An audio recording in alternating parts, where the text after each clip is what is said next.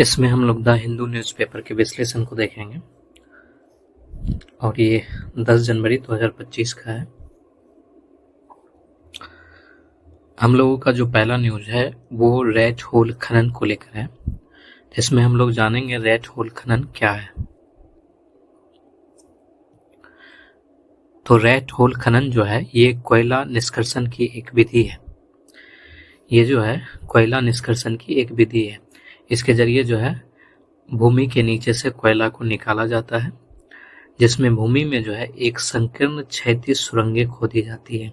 एक जो है पतली और क्षैतिज सुरंग जो है खोदा जाता है और जिससे जो है कोयला निष्कर्षण किया जाता है।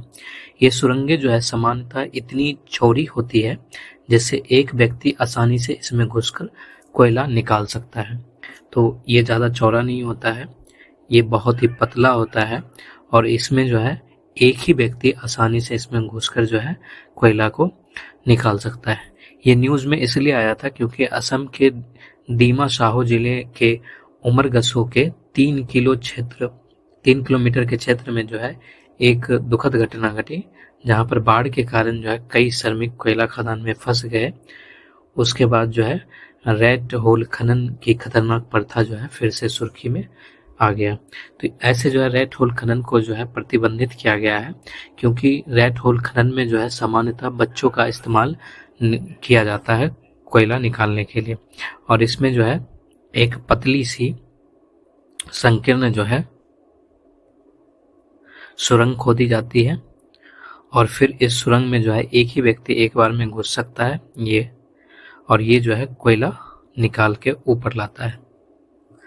तो इसमें जो है सामान्यतः बच्चों का प्रयोग किया जाता है, इसलिए इसको प्रतिबंधित भी किया गया था। ये भारत के पूर्वोत्तर राज्य विशेषकर मेघालय और असम में जो है वहाँ पर इसकी अधिकता ज़्यादा देखी जाती है, क्योंकि मेघालय और असम में गरीबी, वैकल्पिक आजीविका की कमी और आर्थिक व्यवहार्यता, ये सब की कमी के कारण जो है असम और मेघालय में जो है ये खासकर ज़्यादा देखा जाता है। इस क्षेत्र का पहाड़ी भाग और कोयला भंडार की प्रकृति पारंपरिक खनन विधियों को चुनौतीपूर्ण बनाती है, जिसके कारण इस अल्प विकसित तकनीक को अपनाया गया है। इसके अलावा जो है इस तकनीक में खर्च भी जो है बहुत कम लगता है और जिससे जो है किफ़ायती मूल्य पर जो है कोयले प्राप्त हो जाते हैं। इस वजह से जो है रेड होल खनन विधि का इस्तेमाल जो है कोयला निष्कर्षण के लिए भारत के पूर्वोत्तर राज्य में खासकर मेघालय और असम में किया जाता है। हालांकि जो है इसके परिणाम जो है बहुत दुखद हो जाते हैं। इसके प्रकार क्या है, तो एक तो साइड कटिंग है और एक बॉक्स कटिंग है। एक जो है साइड कटिंग है और एक जो है बॉक्स कटिंग है।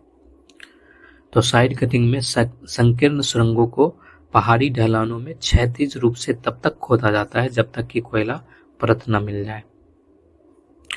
और जो बॉक्स कटिंग है इसमें एक आयताकार छिद्र बनाया जाता है तथा कोयला प्राप्त तक पहुंचने तक एक ऊर्ध्वाधर गड्ढा खोदा जाता है। फिर कोयला निकालने के लिए क्षैतिज सुरंगें बनाई जाती है। तो इसके दो प्रकार हैं, एक साइड कटिंग है, एक बॉक्स कटिंग है। साइड कटिंग में जो है क्षैतिज रूप से सुरंग तब तक खोदा जाता है पहाड़ी ढलान में जब तक कि कोयला का परत न मिल जाए, जैसे कि ये वाला हो गया। और एक जो है बॉक्स कटिंग है, और बॉक्स कटिंग में जो है एक आयताकार छिद्र बनाया जाता है और कोयला परत तक पहुंचने तक जो है एक ऊर्ध्वाधर गड्ढा खोदा जाता है। फिर कोयला निकालने के लिए क्षैतिज सुरंगें बनाई जाती है। इसी को जो है रेड होल खनन कहते हैं। इससे संबंधित समस्या क्या है, तो पहली जो है पर्यावरणीय चुनौतियां हैं। रेड होल खनन की अनियमित प्रकृति के कारण गंभीर भूमि क्षरण, वनों की कटाई, जल प्रदूषण होता है। इसके अलावा जो है आसपास की जो नदियां होती है उस नदियों में सल्फेट, लौह और विषाक्त भारी धातुओं की उच्च सांद्रता जो है वो पहुंच जाती है, जिससे वहां के जो जलीय जीवन होते हैं वो प्रभावित हो जाती है। इसके अलावा जो है ये स्वास्थ्य जोखिम भी पैदा करता है, क्योंकि खदानों में जो है जो हवा का निकास या आवागमन है उसकी जो संरचना होती है वो व्यापक रूप से नहीं बनाई गई होती है। इस वजह से अत्यधिक गहराई में पहुंचने के बाद जो है सांस लेने में समस्या हो जाता है। इसके अलावा ज़्यादा अपक्षय या अपरदन से जो है वहाँ पर बाढ़ आने का जोखिम भी बन जाता है। और जैसे कि अभी असम में जो है जो श्रमिक थे वो यहाँ पर फंस गए थे। इसके अलावा जो है सामाजिक समस्याएं भी इससे होती है, जैसा कि इसमें जो है बाल श्रम का अत्यधिक उपयोग किया जाता है और उन्हें कम वेतन देने वाले जो श्रमिक होते हैं या जो बच्चे होते हैं उनका शोषण जो है बड़े पैमाने पर किया जाता है। और इसमें जो है बच्चे का प्रयोग बहुत ज़्यादा किया जाता है। इस वजह से जो है जो मानव तस्करी है उसमें भी जो है ये वृद्धि लाता है। इसके अलावा जो है ये राष्ट्रीय हरित अधिकरण का जो 2014 में रेड होल खनन पर जो खतरनाक प्रकृति या अवैज्ञानिक होने के कारण प्रतिबंध लगाया गया था उसका भी जो है ये उल्लंघन करता है। और इस प्रतिबंध के बावजूद जो है कोयले की मांग और स्थानीय समुदायों को इससे मिलने वाले आर्थिक लाभ के कारण जो है ये अवैध खनन जो है अभी तक जारी है। रेड होल खनन को विनियमित करने के तरीके क्या हैं? तो खान एवं खनिज विकास और विनियमन अधिनियम 1957 तथा संबंधित कानूनों को कठोरता से लागू करना, अवैध खनन गतिविधियों पर दंड लगाना तथा रेड खनन में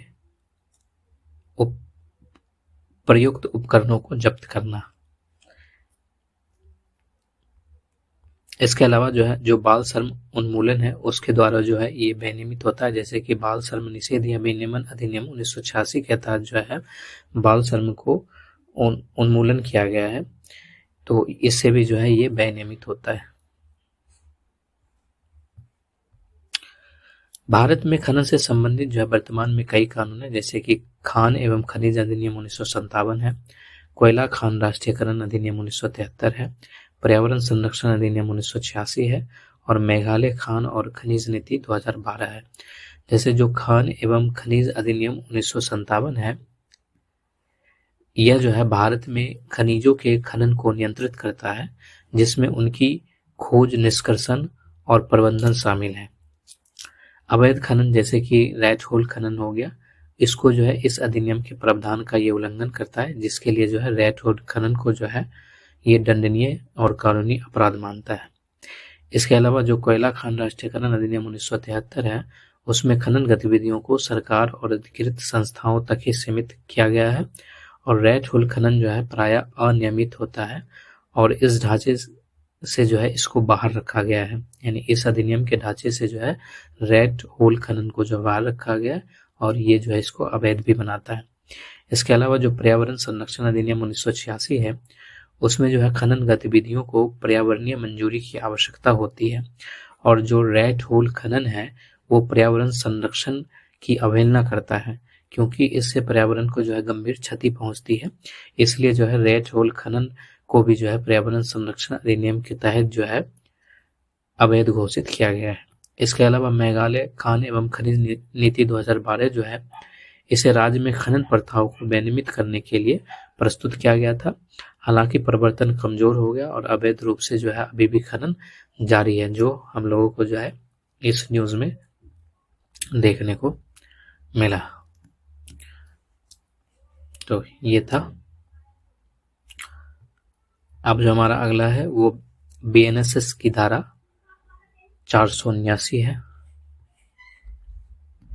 तो हम लोग देखते हैं बीएनएसएस की धारा 479 क्या है।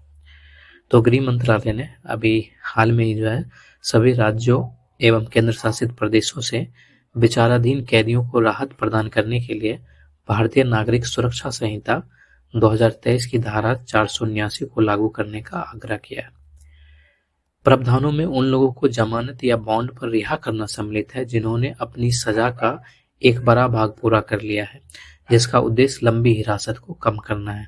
तो गृह मंत्री जी के द्वारा जो है सभी राज्यों और केंद्र शासित प्रदेशों में जो विचाराधीन कैदी है उनके लिए कहा गया है कि वे भारतीय नागरिक सुरक्षा संहिता 2023 की धारा 479 को लागू करें और जो बीएनएसएस की धारा 479 है उसमें ये प्रावधान किया गया है कि वे लोग जो अपनी सजा का एक बड़ा भाग पूरा कर लिए हैं उनको जमानत या बॉन्ड पर रिहा कर दिया जाए, ताकि जो लंबी हिरासत है उसके उद्देश्य में कमी आए। तो बीएनएस की धारा 479 के क्या प्रावधान है? तो ये जो है एक अर्ध हिरासत यानी कि 1/2 डिटेंशन पर विचार करता है, यानी कि ऐसे विचाराधीन कैदी को जिन्होंने अपने अपराध के लिए अधिकतम सजा की आधी अवधि पूरी कर ली है, ठीक है, उनको जो है न्यायालय द्वारा जमानत पर रिहा किया जा सकता है। लेकिन जिसको मृत्यु या आजीवन कारावास से दंड दिया गया है उसको छोड़कर, यानी जिसको मृत्यु या आजीवन कारावास दिया गया है उसको छोड़कर जितने भी विचाराधीन कैदी है, अगर वो अपनी अधिकतम सजा की आधी अवधि पूरी कर लिए हैं तो उनको जो है बॉन्ड या जमानत पर रिहा किया जा सकता है। ये प्रावधान जो है बीएनएस की धारा 479 में है। इसके अलावा जो है 1/3 हिरासत यानी कि प्रथम अपराध करने वाले के लिए जो है 1/3 हिरासत का प्रावधान है। जैसे कि प्रथम अपराध करने वाले ऐसे अपराधियों को जिन्होंने अधिकतम सजा का 1/3 हिस्सा पूरा कर लिया है, न्यायालय द्वारा जमानत पर रिहा कर दिया जाना चाहिए, ऐसा इसमें प्रावधान किया गया है। इसके अलावा जो है इसमें जेल अधिकारियों के उत्तरदायित्व भी लगाए गए हैं। जैसे कि जो धारा 479 का तीसरा खंड है उसके अंतर्गत जेल अधीक्षक को पात्र कैदियों की जमानत या बॉन्ड पर रिहाई सुनिश्चित करने के लिए संबंधित न्यायालयों में आवेदन दायर करने का अधिकार दिया गया है, ठीक है। तो जो जेल अधिकारी हैं या जेल अधीक्षक हैं उनका ये दायित्व बनता है कि जो भी कैदी वो इसके लिए पात्र है, यानी कि जो विचाराधीन कैदी जो है अपनी अधिकतम सजा की आधी अवधि पूरी कर लिए हैं उनको जो है जो बॉन्ड या जमानत पर रिहा करने के लिए जो जेल अधिकारी हैं वो संबंधित न्यायालयों में आवेदन दायर कर सकता है, ऐसा अधिकार जो है उनको दिया गया है। तो ये जो है बीएनएस की धारा 479 था। इसके बाद जो अगला है वो उज्ज्वला योजना को लेकर है और उज्ज्वला योजना के 10 वर्ष जो है पूरे हो चुके हैं। 5 जनवरी 2015 को जो है उज्ज्वला योजना प्रारंभ किया गया था और अब 2025 में जो है इसके 10 वर्ष पूरे हो गए हैं। उज्ज्वला योजना ने ऊर्जा दक्षता में एक अभूतपूर्व पहल के रूप में अपनी 10 वर्ष जो है वो पूरा कर लिया है। उज्ज्वला योजना को घरेलू कुशल प्रकाश कार्यक्रम के रूप में लॉन्च किया गया था और बाद में लाखों भारतीय घरों में किफायती ऊर्जा शुल्क, एलईडी बल्ब, ट्यूबलाइट, पंखे उपलब्ध कराकर घरेलू प्रकाश व्यवस्था में क्रांति लाने के लिए उजाला नाम दिया गया था। यह ऊर्जा दक्षता सेवा लिमिटेड एवं विद्युत मंत्रालय के अंतर्गत डिस्कॉम का एक संयुक्त प्रयास है। ऊर्जा दक्षता सेवा लिमिटेड ने प्रारंभिक लागतों को संभाला, जिसका पुनर्भुगतान नगर पालिकाओं द्वारा मासिक या त्रैमासिक वार्षिकी के माध्यम से किया गया। ऊर्जा दक्षता सेवा लिमिटेड स्ट्रीट लाइट के लिए 95% से अधिक अप टाइम सुनिश्चित किया गया, जिससे सार्वजनिक सुरक्षा एवं विश्वसनीय नगर पालिका सेवा बढ़ी। तो इसका महत्व क्या था? तो ये विश्व का सबसे बड़ा शून्य सब्सिडी वाला घरेलू प्रकाश कार्यक्रम था। इसने ऊर्जा बचत, पर्यावरण जागरूकता और आर्थिक दक्षता में योगदान दिया। इसने घरों को कम विद्युत बिल देकर सशक्त बनाया और सतत जीवन को बढ़ावा दिया। तो इसके जो है 10 वर्ष पूरे हो चुके हैं और ये जो है घरेलू कुशल प्रकाश कार्यक्रम के रूप में लॉन्च किया गया था। स्ट्रीट लाइटिंग राष्ट्रीय कार्यक्रम क्या है? इसे जो है 5 जनवरी 2015 को उजाला के साथ ही लॉन्च किया गया था। इसने शहरी एवं ग्रामीण क्षेत्रों में पुरानी स्ट्रीट लाइटों को ऊर्जा कुशल एलईडी स्ट्रीट लाइटों में बदल दिया गया। इसका उद्देश्य सार्वजनिक प्रकाश व्यवस्था के लिए ऊर्जा की खपत और परिचालन लागत को कम करना था। इसके अलावा जो अगला है वो अंजी खड ब्रिज को लेकर है। भारतीय रेलवे ने जम्मू और कश्मीर में के रियासी जिले में स्थित देश के पहले केबल स्टील रेल ब्रिज अंजी खड ब्रिज पर टावर वैगन का सफलतापूर्वक ट्रायल रन किया है। अंजी खड ब्रिज जो है वो 725.5 मीटर लंबा है। ये केबल स्टील स्पैन है, यानी कि ये जो 96 केबलों द्वारा समर्थित 473.25 मीटर जो है, यानी कि 82 से 295 मीटर तक जो है ये लंबा है और भारतीय रेलवे द्वारा इसका निर्माण किया गया है। ये जो है उधमपुर श्रीनगर बारामूला रेल लिंक परियोजना का एक भाग था। ये कटरा और रियासी को जोड़ता है और अंजी नदी घाटी में चुनौतीपूर्ण भूभाग को संबोधित करता है। यह नदी तल से जो है 331 मीटर की ऊंचाई पर स्थित है। इससे जो है संपर्क बढ़ेगा, पर्यटन को बढ़ावा मिलेगा और आर्थिक विकास सुविधाजनक होगा। इसके बाद जो अगला है वो कांडला बंदरगाह को लेकर है। केंद्रीय पत्तन, पोत परिवहन एवं जल मार्ग मंत्री ने गुजरात में कांडला बंदरगाह की क्षमता बढ़ाने के लिए 57,000 करोड़ रुपए के प्रस्तावित निवेश की घोषणा की है। घोषित पहलों में एक विशाल जहाज निर्माण परियोजना एवं बंदरगाह के बुनियादी ढांचे और क्षमता को बढ़ावा देने के लिए एक नया कार्गो टर्मिनल परियोजना सम्मिलित है। कांडला बंदरगाह के बारे में हम लोग जानते हैं। इसे दीनदयाल बंदरगाह के नाम से जाना जाता है। ये पश्चिमी भारत में गुजरात राज्य के कच्छ जिले में गांधीधाम शहर के निकट एक बंदरगाह है। यह कच्छ की खाड़ी पर स्थित है और यह भारत के पश्चिमी तट पर एक प्रमुख बंदरगाह है जो कराची, पाकिस्तान से लगभग 256 समुद्री मील दक्षिण पूर्व में और मुंबई से 430 समुद्री मील उत्तर पश्चिम में स्थित है। इसका निर्माण भारत की स्वतंत्रता के पश्चात 1950 के दशक में पश्चिमी भारत की सेवा करने वाले प्रमुख बंदरगाह के रूप में किया गया था। 31 मार्च 2016 को दीनदयाल बंदरगाह ने एक वर्ष में 100 मिलियन मैट्रिक टन कार्गो का संचालन करके इतिहास रच दिया है और यह उपलब्धि प्राप्त करने वाला प्रथम प्रमुख भारतीय बंदरगाह बन गया है और वर्तमान में यह कार्गो मात्रा की दृष्टि से भारत का सबसे बड़ा बंदरगाह है। तो जो कांडला बंदरगाह है, जिसको दीनदयाल बंदरगाह भी कहा जाता है, ये कार्गो की मात्रा की दृष्टि से भारत का सबसे बड़ा बंदरगाह है। ये गुजरात में स्थित है, गुजरात के कच्छ जिले के गांधीधाम शहर के निकट स्थित है। इसके अलावा जो है ये कच्छ की खाड़ी पर स्थित है और ये भारत के पश्चिमी तट का प्रमुख बंदरगाह है और जो पाकिस्तान का कराची बंदरगाह है वहां से ये कुछ ही दूरी पर स्थित है। इसके अलावा मुंबई से भी ये जो है ये कुछ ही दूर में स्थित है। तो इसके लिए जो है केंद्रीय पत्तन, पोत परिवहन एवं जलमार्ग मंत्री ने गुजरात में कांडला बंदरगाह की क्षमता बढ़ाने के लिए 57,000 करोड़ रुपए का प्रस्ताव निवेश की घोषणा की है। इसके बाद जो अगला है देश का पहला जैविक मत्स्य क्लस्टर को लेकर है। देश का पहला जैविक मत्स्य क्लस्टर को लेकर है। केंद्रीय पशुपालन एवं मत्स्य मंत्री ने सिक्किम में देश का पहला जैविक मत्स्य क्लस्टर का शुभारंभ किया है। तो इसका शुभारंभ जो है सिक्किम में किया गया है और ये केंद्रीय पशुपालन मत्स्य पालन मंत्री के द्वारा किया गया है। इसका उद्देश्य क्या है? तो ये विश्व भर के पर्यावरण के प्रति जागरूक विचारों में एंटीबायोटिक, रसायन और कीटनाशक मुक्त जैविक मछलियों की बिक्री करना है, क्योंकि अभी का जो मछली आता है उसमें जो है एंटीबायोटिक, रसायन और कीटनाशक का प्रयोग जो है अत्यधिक मात्रा में किया जाता है। तो इस वजह से जो है उसका स्वास्थ्य पर प्रतिकूल प्रभाव पड़ता है और पर्यावरण पर भी जो है इसका प्रतिकूल प्रभाव पड़ता है। तो इसलिए जो है देश का पहला जैविक मत्स्य क्लस्टर का शुभारंभ किया गया और वो भी सिक्किम में किया गया है। तो ये जो है रसायन, एंटीबायोटिक दवा और कीटनाशक से जो है पारिस्थितिक तंत्र या पर्यावरण की रक्षा करेगा और लोगों के स्वास्थ्य का भी ख्याल रखेगा। इससे न्यूनतम पर्यावरणीय प्रदूषण सुनिश्चित होगा और जलीय पारिस्थितिक तंत्र को होने वाली क्षति में भी बचाव आएगा। इससे सतत मछली उत्पादन प्रथाओं में योगदान मिलता है।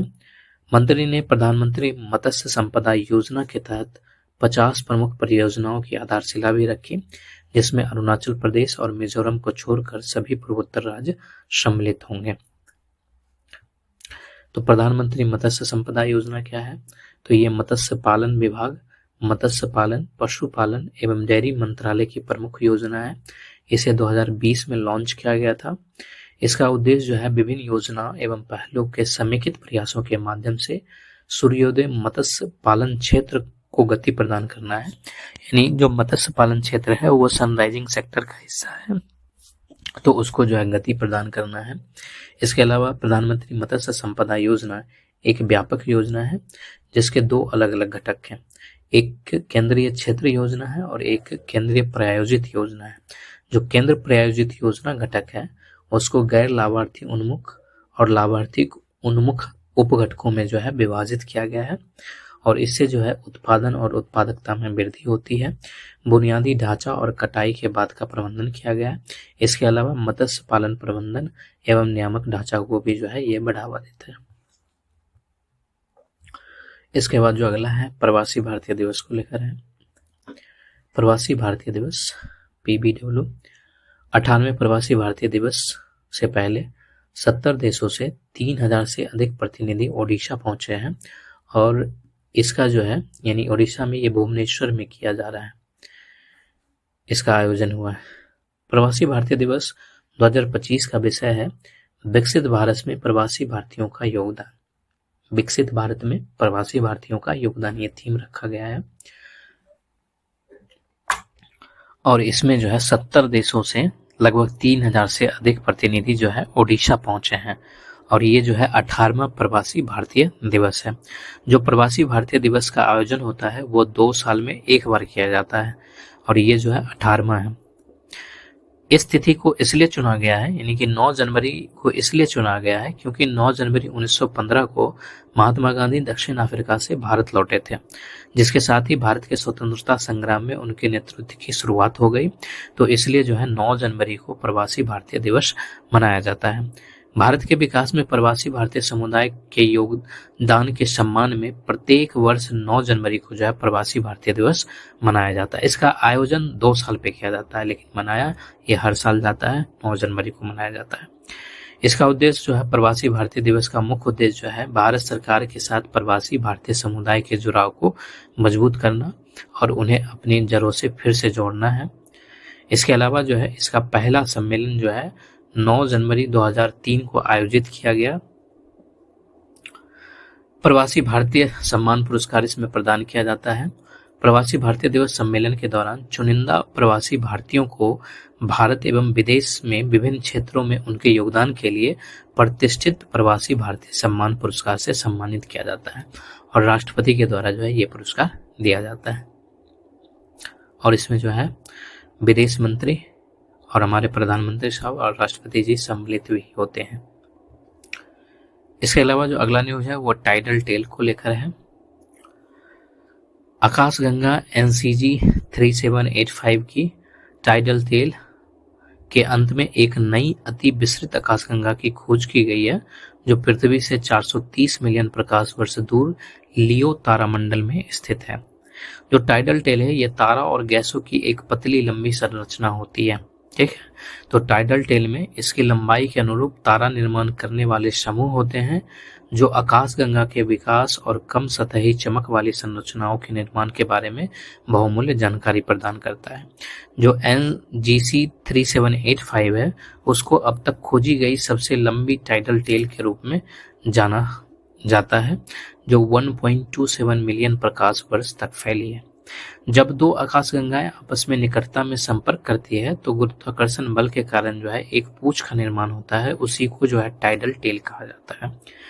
हालांकि खोज से यह जानकारी मिलती है कि अति विस्तृत आकाशगंगाएं किस प्रकार बनती है।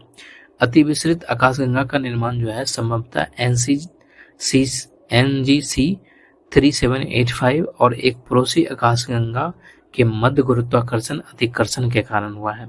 टाइडल टेल को ऐसी धुंधली एवं फैली हुई आकाशगंगाओं के निर्माण में एक प्रमुख विशेषता माना जाता है।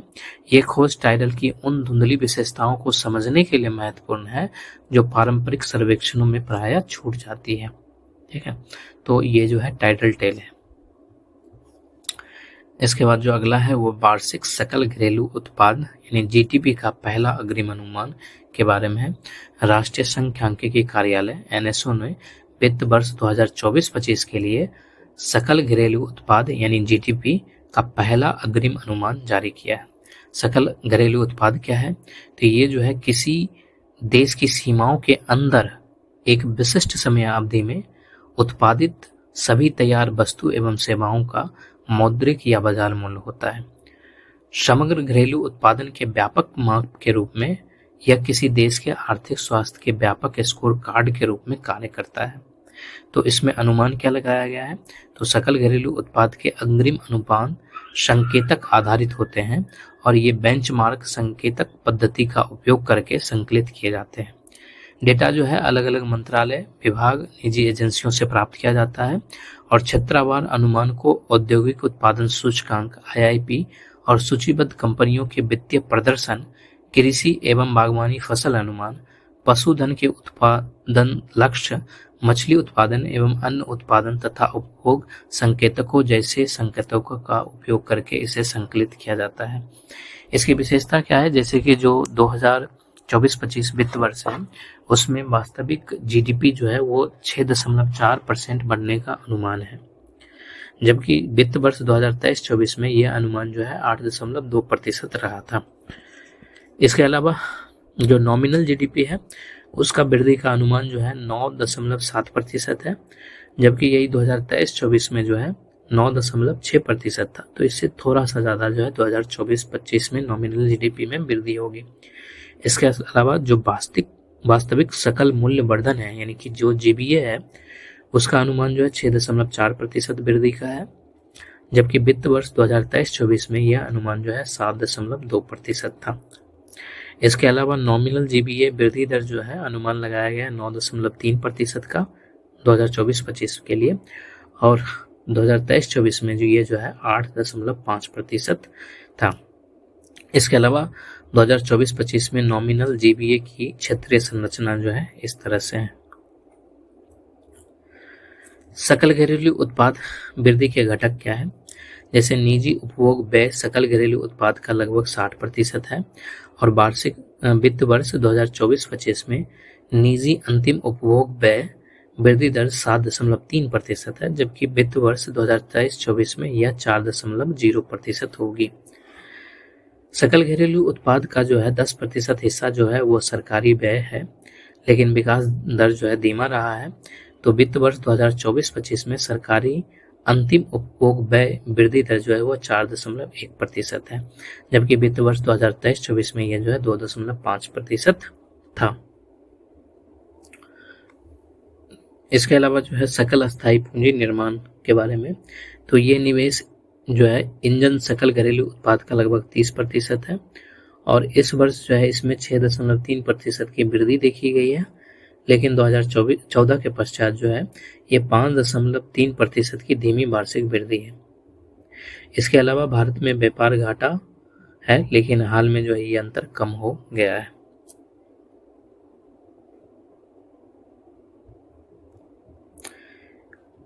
इसके बाद जो अगला है वो सेम सेक्स मैरिज को लेकर न्यूज है और इस पे सुप्रीम कोर्ट में जो याचिका दाखिल किया गया था उस याचिका को जो है खारिज कर दिया गया है और सुप्रीम कोर्ट ने कहा है कि जो पहले सुप्रीम कोर्ट के द्वारा फैसला दिया गया था उस फैसले में कोई त्रुटि नहीं थी, कोई खामी नहीं थी, इसलिए जो है सेम सेक्स मैरिज को जो है खारिज कर दिया गया।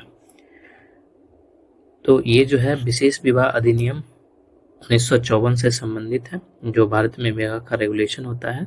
तो भारत में विवाह संबंधी व्यक्तिगत कानून जो है हिंदू विवाह अधिनियम 1955, मुस्लिम पर्सनल लॉ एप्लीकेशन अधिनियम 1937 या विशेष विवाह अधिनियम 1954 के तहत पंजीकृत किए जाते हैं। इसके अलावा यह सुनिश्चित करना न्यायपालिका का कर्तव्य है कि पति और पत्नी दोनों के अधिकारों की रक्षा की जाए। विशेष विवाह अधिनियम 1954 में भारत के लोगों और विदेशों में रहने वाले सभी भारतीय नागरिकों के लिए नागरिक विवाह का प्रावधान है, चाहे दोनों में से कोई भी पक्ष किसी भी धर्म या आस्था का हो। जब कोई व्यक्ति इस कानून के तहत विवाह संपन्न करता है तो विवाह व्यक्तिगत कानूनों द्वारा नहीं बल्कि विशेष विवाह अधिनियम द्वारा शासित होता है। इसकी विशेषता क्या है? तो ये जो है दो अलग अलग धार्मिक पृष्ठभूमि के व्यक्तियों को विवाह के बंधन में एक साथ आने की अनुमति देता है। इसके अलावा जो है यह विवाह के अनुष्ठापन और पंजीकरण दोनों के लिए प्रक्रिया निर्धारित करता है, जहां पति या पत्नी या दोनों हिंदू, बौद्ध, जैन या सिख नहीं है। ठीक है, यानी अलग अलग धर्म के हैं तो उनको जो है विवाह के बंधन में बांधता है ये। इसके अलावा ये एक धर्मनिरपेक्ष अधिनियम है क्योंकि इसमें धर्म के लिए कोई जगह नहीं है। भारत में समलैंगिकता की वैधता क्या है? तो विवाह करने के अधिकार को जो है भारतीय संविधान के तहत मौलिक या संवैधानिक अधिकार के रूप में स्पष्ट किया गया है। तो विवाह करने के अधिकार को भारतीय संविधान के तहत मौलिक या संवैधानिक अधिकार के रूप में स्पष्ट रूप से मान्यता नहीं है, बल्कि एक वैधानिक अधिकार है। हालांकि विवाह को विभिन्न वैधानिक अधिनियमों के माध्यम से विनियमित किया जाता है, लेकिन मौलिक अधिकार के रूप में इसकी मान्यता केवल भारत के सर्वोच्च न्यायालय के न्यायिक निर्णयों के माध्यम से विकसित हुई है। कानून की ऐसी घोषणा संविधान के अनुच्छेद 141 के तहत पूरे भारत में सभी न्यायालयों पर बाध्यकारी है। समलैंगिक विवाह पर सर्वोच्च न्यायालय के पूर्व विचार क्या रहे हैं? तो मौलिक अधिकार के रूप में विवाह जो है, जैसे कि एक केस था सफीन जहां बनाम अशोकन KM और अन्य, 2018 का मामला था। इसमें जो है मानवाधिकार की सार्वभौमिक घोषणा किया गया और उसमें अनुच्छेद 16 और पुट्टास्वामी मामले की चर्चा करते हुए सर्वोच्च न्यायालय ने कहा कि अपनी पसंद के व्यक्ति से विवाह करने का अधिकार संविधान के अनुच्छेद 21 का अभिन्न अंग है। तो इससे जो है समलैंगिक विवाह को भी जो है वैधता प्राप्त हो जाती है। हालांकि अनुच्छेद 16 के दूसरे खंड के अनुसार धर्म, मूलवंश, जाति, लिंग, उद्भव, जन्मस्थान, निवास या इनमें से किसी भी आधार पर विभेद नहीं किया जा सकता है। विवाह का अधिकार उस स्वतंत्रता में अंतर्निहित है जिसमें प्रत्येक व्यक्ति की खुशी के लिए केंद्रीय मामलों पर निर्णय लेने की क्षमता के रूप में संविधान एक मौलिक अधिकार के रूप में गारंटी देता है। आस्था और विश्वास संबंधी मामले, जिसमें यह भी शामिल है कि किसी पर विश्वास करना चाहिए अथवा नहीं, ये भी संवैधानिक स्वतंत्रता के अधिकार क्षेत्र में आता है।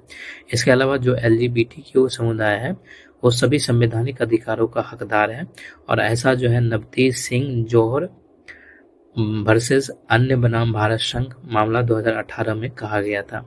तो इससे भी जो है भारत में समलैंगिक विवाह की वैधता मिलती है।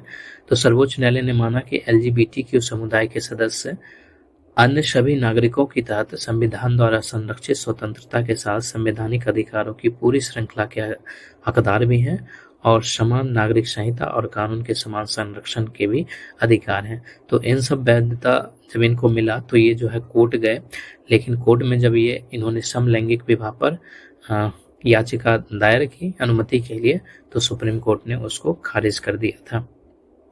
तो सर्वोच्च न्यायालय का जो है निर्णय ये रहा था। तो सुप्रीम कोर्ट ने समलैंगिक विवाह को क्यों नहीं माना था वैध?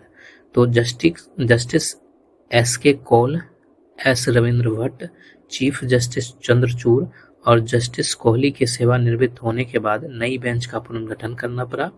ये नया पीठ तब बना जब वर्तमान में CJI संजीव खन्ना ने 10 जुलाई को सुनवाई से खुद को अलग कर लिया।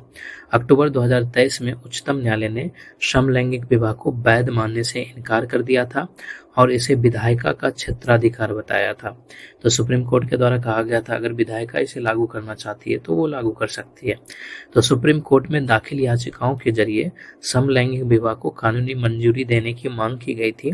तो याचिका में कहा गया था कि समलैंगिक विवाह को स्पेशल मैरिज एक्ट के तहत लाया जाए। अक्टूबर 2023 में 5 जजों की संविधान पीठ ने कहा कि विवाह का कोई भी अधिकार बिना शर्त नहीं है और समलैंगिक जोड़े इसे मौलिक अधिकार के रूप में दावा नहीं कर सकते हैं। समलैंगिक विवाह को कानूनी मान्यता देने के लिए सुप्रीम कोर्ट ने 20 याचिकाएं दाखिल की गई थी सुप्रीम कोर्ट में, मगर शीर्ष अदालत ने सेम सेक्स मैरिज को वैध नहीं माना है। उनका कहना है कि विवाह का कोई भी अधिकार बिना शर्त नहीं है, यानी इस पे रिस्ट्रिक्शंस हैं और समलैंगिक जोड़े जो है इसे मौलिक अधिकार के रूप में दावा नहीं कर सकते हैं।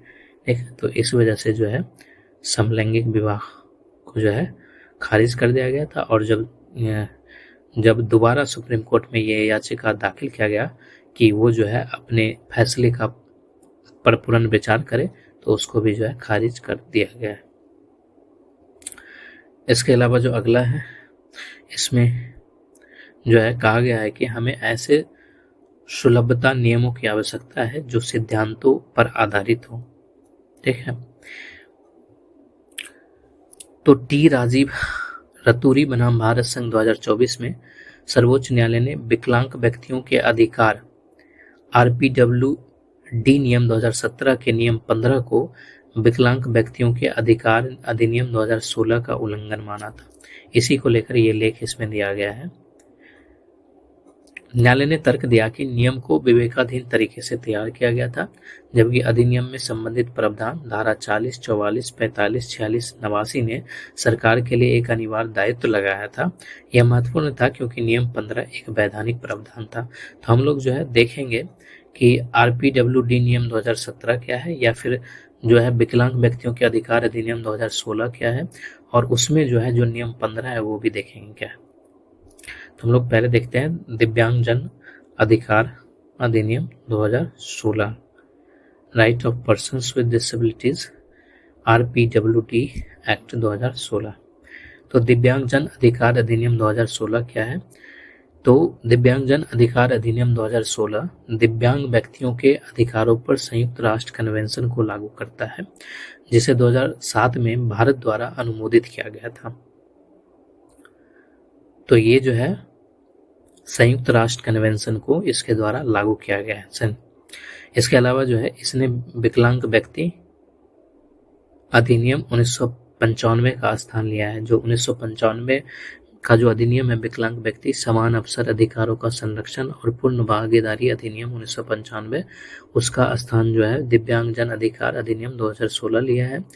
भारत में लगभग जो है 26.8 मिलियन जो है दिव्यांग व्यक्ति हैं, जो भारत की कुल जनसंख्या का लगभग जो है 2.21% है, और ये जो है 2011 की जनगणना के अनुसार है। राष्ट्रीय नमूना सर्वेक्षण कार्यालय का अनुमान है कि भारतीय जनसंख्या का 2.2% हिस्सा विकलांग है। इसके अलावा राष्ट्रीय नमूना सर्वेक्षण कार्यालय यानी NSSO के 76वें दौर 2019 में कहा गया कि इसके अतिरिक्त 365 दिन की अवधि के दौरान प्रति 1 लाख लोगों पर भारतीय आबादी में विकलांगता की घटना 86 दर्ज की जा रही है। इसके अलावा जो है इसमें विकलांगता की एक विस्तारित परिभाषा भी दी गई है। विकलांगता को एक विकासशील और गतिशील अवधारणा के आधार पर जो है परिभाषित किया गया है। RPWD अधिनियम 2016 में विकलांगता के प्रकारों को 7 से बढ़ाकर 21 कर दिया गया तथा केंद्र सरकार द्वारा इसमें और प्रकार जोड़ने का प्रावधान किया गया है। इसके अलावा जो है सरकार को विकलांग व्यक्तियों के लिए समान अधिकार सुनिश्चित करने का कार्य जो है इसके द्वारा सौंपा गया है। ये जो है उच्च शिक्षा में आरक्षण जो है जो लगभग न्यूनतम जो है वो 5% है, और सरकारी नौकरी में भी जो है कम से कम 4% का आरक्षण, और भूमि आवंटन में भी जो है कम से कम 5% का आरक्षण की व्यवस्था करता है। इसके अलावा जो है ये अतिरिक्त लाभ मानक विकलांगता वाले व्यक्तियों तथा उच्च सहायता की आवश्यकता वाले व्यक्तियों के लिए जो है इस तरह के प्रावधान की व्यवस्था करता है। इसके अलावा 6 से 18 वर्ष के बीच के मानक विकलांगता वाले प्रत्येक बच्चे के लिए निःशुल्क शिक्षा की गारंटी की व्यवस्था करता है। सरकार द्वारा वित्त पोषित एवं मान्यता प्राप्त शैक्षणिक संस्थान जिन्हें विकलांग बच्चों को समावेशी शिक्षा प्रदान करने का दायित्व सौंपा गया है। सार्वजनिक अवसंरचना और सुविधाओं को विकलांग व्यक्तियों के लिए सुलभ बनाने और उनकी भागीदारी और समावेशन को बढ़ाने पर भी जोर दिया गया है। इसके अलावा जो है जो दिव्यांगजन अधिकार नियम 2017 है उसका नियम 15 क्या कहता है? तो नियम 15 कहता है कि इसमें केंद्र सरकार को दिव्यांगजनों के लिए पहुंच सुनिश्चित करने हेतु सार्वजनिक भवनों के लिए दिशा निर्देश और मानक स्थापित करने का अधिकार दिया गया है, और इन मानकों में विकलांग व्यक्तियों के लिए भौतिक पर्यावरण, परिवहन और सूचना एवं संचार प्रौद्योगिकी शामिल है। सार्वजनिक भवनों सहित प्रत्येक प्रतिष्ठान को 2016 के समन्वित दिशा निर्देशों के आधार पर इन मानकों का पालन करना होगा, और नियम 15 में हाल ही में किए गए संशोधन के अनुसार प्रतिष्ठानों को 2021 के सामंजस्यपूर्ण दिशा निर्देशों का अनुपालन करना होगा, जिससे विकलांग व्यक्तियों के लिए पहुंच सुनिश्चित हो सके। ठीक है, और जो व्यापक दिशा निर्देश में विकलांग व्यक्तियों के लिए विभिन्न सुगम्यता सुविधा जैसे कि रैंप हो गया या ग्रैब रेल हो गया, लिफ्ट हो गया, शौचालय के लिए योजना हो गया, निविदा हो गया या विनिर्देशों को भी जो है इसमें शामिल किया गया है। विकलांग व्यक्तियों के लिए समान पहुंच सुनिश्चित करने के लिए सभी भवन योजनाओं को जो है इन दिशा निर्देशों के अनुरूप होना चाहिए, और मौजूदा भवनों को जो है 5 वर्षों के भीतर नवीनीकरण से गुजरना अनिवार्य है ताकि पहुंच योग्यता मानकों को पूरा किया जा सके, जिससे विकलांग व्यक्तियों के लिए बेहतर समावेशिता को बढ़ावा मिले। दिव्यांगजनों के सशक्तिकरण से संबंधित कई सारे पहल हैं, जैसे कि विशिष्ट विकलांगता पहचान पोर्टल है, दीनदयाल विकलांग पुनर्वास योजना है, दिव्यांग व्यक्तियों को सहायता उपकरण एवं सहायता उपकरणों से खरीद या फिटिंग के लिए सहायता की व्यवस्था है, विकलांग छात्रों के लिए राष्ट्रीय फेलोशिप है, दिव्या कला मेला 2023 हो गया, सुगम भारतीय अभियान हो गया। तो ये सारे जो है पहल हैं विकलांगों के लिए। आरपीडब्ल्यूडी अधिनियम 2016 में 21 विकलांगताओं में अंधापन, कम दृष्टि, कुष्ठ रोग से ठीक हुए व्यक्ति, श्रवण दोष, बधिर एवं कम सुनने वाले, गति विकलांगता, बौनापन, बौद्धिक विकलांगता, मानसिक बीमारी, ऑटिज्म स्पेक्ट्रम विकार, सेरेब्रल पल्सी, मांसपेशियां दुर्विकास, यानी इस तरह के बहुत सारे जो है विकलांगताओं को, जैसे कि एसिड अटैक पीड़ित हो गया, पार्किंसन रोग, सिकल सेल रोग हो गया, ठीक है, तो इन सब को जो है शामिल इसमें किया गया है। इसके बाद जो अगला न्यूज है वो बीएनएसएस की धारा 152 को लेकर है, और इस लेख में कहा गया है कि जो बीएनएसएस की धारा 152 है उसको ये जो है राजद्रोह का माध्यम नहीं बनना चाहिए। तो राजस्थान उच्च न्यायालय ने तेजेंद्र पाल सिंह बनाम राजस्थान राज्य 2024 में भारतीय न्याय संहिता की धारा 152 का उपयोग वैध असहमति को दबाने के लिए एक उपकरण के रूप में करने के खिलाफ चेतावनी दी। 2022 में बीएनएस के अधिनियम होने से पहले सर्वोच्च न्यायालय ने भारतीय दंड संहिता आईपीसी की धारा 124A राजद्रोह के तहत लंबित आपराधिक मुकदमों और अदालती कार्रवाइयों को तब तक के लिए निलंबित कर दिया था जब तक कि सरकार कानून पर पुनर्विचार नहीं कर लेती। इसके बाद केंद्रीय गृह मंत्री द्वारा मौखिक घोषणा की गई कि राजद्रोह को अपराध के रूप में निरस्त कर दिया जाएगा। बीएनएसएस की धारा 152 अलगाव, सशस्त्र विद्रोह और विध्वंसक गतिविधियों को उत्तेजित करने वाले किसी भी कृत्य को अपराध मानती है। यह अलगाव की भावनाओं को प्रोत्साहित करने या भारत की संप्रभुता, एकता और अखंडता को खतरे में डालने वाले कृत्यों को भी अपराध मानती है। जबकि बीएनएस औपचारिक रूप से राजद्रोह शब्द का उपयोग नहीं करता है, तो इसमें जो है लेख में कहा गया है कि इसमें जो है राजद्रोह शब्द का तो उपयोग नहीं किया गया है, लेकिन ये कहीं ऐसा डर है कि कहीं ये जो है राजद्रोह का माध्यम न बन जाए, इसलिए जो है इस लेख में लिखा गया है। तो हम लोग जो है देखते हैं पहले कि भारतीय न्याय संहिता विधेयक 2023 क्या था। तो भारतीय न्याय संहिता विधेयक 2023 जो है वो केंद्र सरकार द्वारा पुराने भारतीय दंड संहिता 1860 को बदलने के लिए पेश किए गए 3 आपराधिक कानून विधेयकों में से एक है, और बीएनएस को जो है लोकसभा में 20 दिसंबर 2023 को और राज्यसभा में 21 दिसंबर 2023 को पारित किया गया। संशोधनों के अलावा इसका उद्देश्य जो है सामान्य कानून के कई अपराधों को जोड़ना है, और वैसे कानून को जोड़ना है जो या तो किसी कानून का हिस्सा है या फिर सुप्रीम कोर्ट द्वारा जो है उदाहरण के माध्यम से पेश किया गया है, तो वो सब जो है अलग थलग थे, अब उनको भी जो है इसमें जोड़ दिया गया है। तो इसका जो है सेक्शन 152 ऑफ बीएनएस क्या है, तो ये जो है राजद्रोह से संबंधित है। हालांकि इसमें राजद्रोह शब्द का प्रयोग नहीं किया गया है। इसमें जो है भारत की संप्रभुता, एकता, अखंडता को खतरे में डालने वाले कृत्य के तौर पर प्रयोग किया गया है। ये अध्याय 7 में है। इसका विवरण है कि जो कोई जानबूझकर मौखिक या लिखित शब्दों द्वारा या संकेतों द्वारा या दृश्य चित्रण द्वारा या इलेक्ट्रॉनिक संचार द्वारा या वित्तीय साधनों के उपयोग द्वारा या अलगाववाद या सशस्त्र विद्रोह या विध्वंसक गतिविधियों को जो है किसी भी माध्यम से उत्तेजित करेगा या उत्तेजित करने का प्रयास करेगा या अलगाववादी गतिविधियों की भावनाओं को प्रोत्साहित करेगा या भारत की संप्रभुता, एकता और अखंडता को खतरे में डालेगा या ऐसे कृत्य में लिप्त होगा या करेगा, उसे आजीवन कारावास या 7 वर्ष के कारावास से जो है दंडित किया जाएगा, और साथ ही जो है वो जुर्माने से भी दंडित होगा। ठीक है, तो इस धारा में जो है निर्दिष्ट गतिविधियों को उत्तेजित किए बिना या उत्तेजित करने का प्रयास किए बिना या वैध साधनों द्वारा उनमें परिवर्तन प्राप्त करने के उद्देश्य से भारत सरकार के उपाय या प्रशासनिक या अन्य कार्रवाई की अस्वीकृति व्यक्त करने वाली टिप्पणियों को शामिल किया गया है। तो इसमें जो है कोई भी व्यक्ति जानबूझकर या मौखिक या लिखित शब्द में या संकेत के आधार पर या दृश्य चित्रण के आधार पर या इलेक्ट्रॉनिक माध्यम से जो है किसी भी तरीके से जो है अलगाववाद या सशस्त्र विद्रोह या फिर वैसा कृत्य जो भारत की संप्रभुता, एकता, अखंडता को जो है खतरे में डालता है, तो उसको जो है BNS की धारा जो है 152 के तहत जो है दंडनीय अपराध माना गया है और इसमें जो है आजीवन कारावास या 7 वर्ष के कारावास से उसको दंडित किया जाएगा और साथ में जो है इसमें जुर्माने की भी व्यवस्था की गई है। तो इसमें जो है दंड क्या है, तो ये आजीवन कारावास या 7 वर्ष का कारावास है या फिर जुर्माना है इसमें, ठीक है। और ये जो है गैर जमानती अपराध है के रूप में इसमें है, ठीक। तो BNS की धारा 152 में राजद्रोह को एक नए रूप में विध्वंसक गतिविधि के रूप में पेश किया गया है।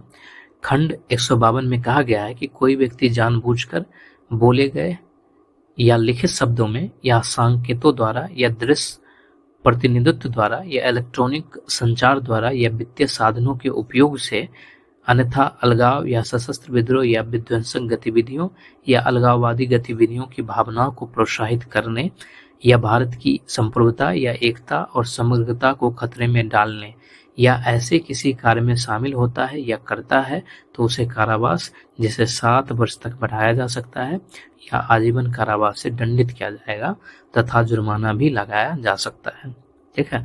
तो इसमें जो है कहीं भी जो है राजद्रोह शब्द का प्रयोग नहीं किया गया है, इस शब्द का जो है इसमें प्रयोग नहीं है और इसमें कहा गया है कि जो सेक्शन 152 है ये जो है राजद्रोह यानी कि जो IPC में था उसका हिस्सा नहीं बनना चाहिए, ठीक है। इसमें कहा गया